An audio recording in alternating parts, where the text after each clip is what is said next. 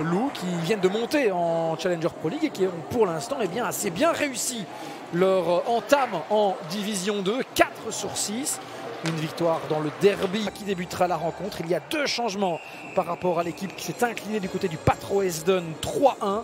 Font leur apparition dans le 11 de base. Vronings qui a donc déjà pour l'instant marqué 2 buts.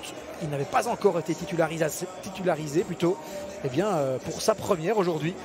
Ça y est, on a fait taire le grand Jojo et on va donc pouvoir entamer cette rencontre avec les Mauves qui vont entamer cette partie. Mahamar qui tente ici la passe vers Silla. Et attention ici le deuxième ballon, ça termine au fond. Voici l'ouverture du score pour Anderlecht. C'est Goto qui place cette balle au fond. Keisuke Goto sont... Il est une nouvelle fois titularisé aujourd'hui. Le numéro 23 des Verts et Blancs.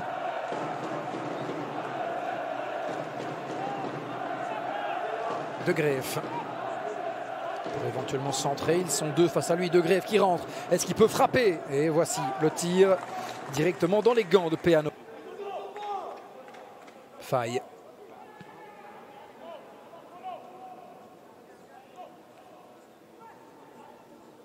Liongola qui va basculer chez Gillot. C'est bien joué de la part de Gillot encore. Est-ce qu'il peut frapper?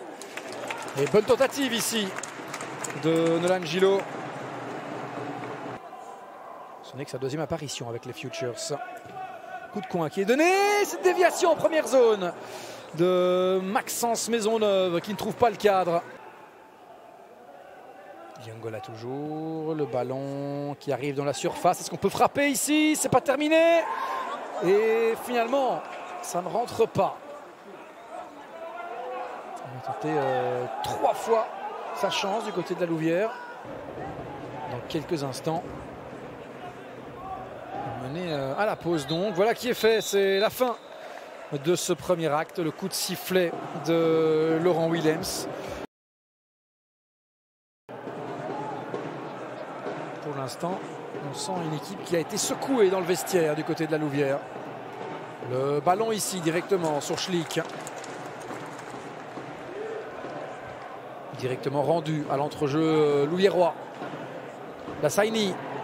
Et le tir contré par le visage de Ngwanda. Ce tir tenté de Belkeir. Liongola dans la surface encore. Est-ce qu'il peut centrer? Voilà qui est fait. Et finalement en seconde zone. L'action n'est pas encore terminée. Il faut frapper à un moment donné. Voilà le ballon sur le poteau. Sur le poteau et ensuite Schlick qui voit cette balle arriver dans son dos. Mais heureusement pour lui, elle ne rebondit pas dans son goal ensuite.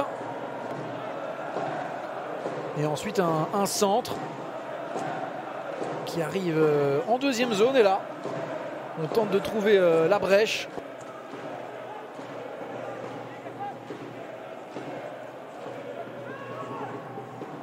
Faille avec Maes. Ah, c'est bien joué ici, Belkeir. Est-ce qu'il peut frapper? Il remet en retrait. Et cette balle qui termine au fond. Eh bien, voici l'égalisation de la RAL. On joue depuis 10 minutes dans cette deuxième mi-temps et on le sentait venir. La Louvière est récompensée. C'est un des nouveaux venus qui marque. C'est Bon Giovanni qui place cette balle au-delà de Timo Schlick. Il touche encore ce ballon, le portier allemand.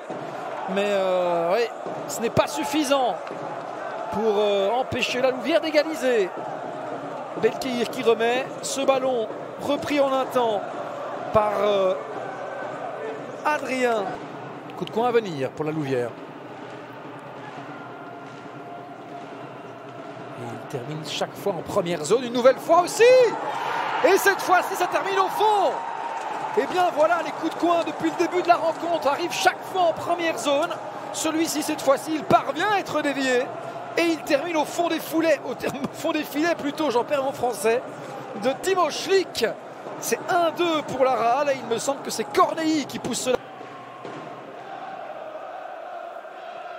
Tajawar. Et la sortie de Schlick. Et finalement ensuite le sauvetage là.